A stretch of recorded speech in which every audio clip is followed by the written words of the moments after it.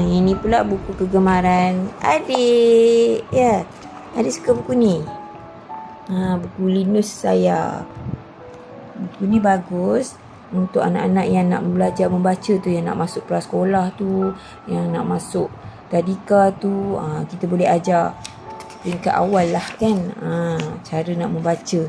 Ini muka surat awal dia. Dia ada grade dia ya. Kalau kita nak tengok ikut upayaan anak-anak kita untuk macam mana nak tengok tahap membaca dia tu, ada konstruk 1, konstruk 2 sampai konstruk 12. Daripada kenal huruf vokal dengan konsonan sampailah tahap membaca dan memahami. Membaca dan memahami ayat tu berdasarkan bahan rangsangan. Ya.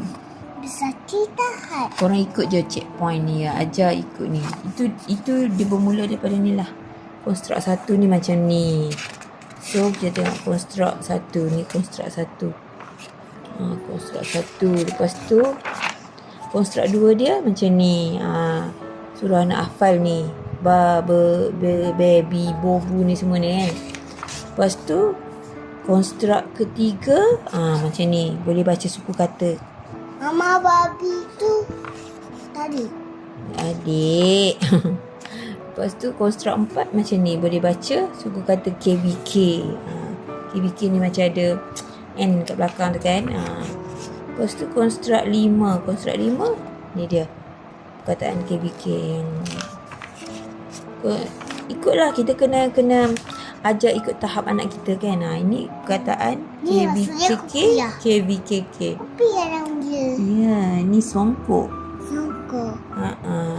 Ini maksudnya tinggal. Dan kalau boleh dapatkan buku ni ada 50 muka surat bercetak warna-warni mengikut silibus Linus KPM sesuai untuk murid tadika, prasekolah, pemilihan dan pendidikan khas. Ada 12 konstruk Linus yang perlu dikasih anak sebelum masa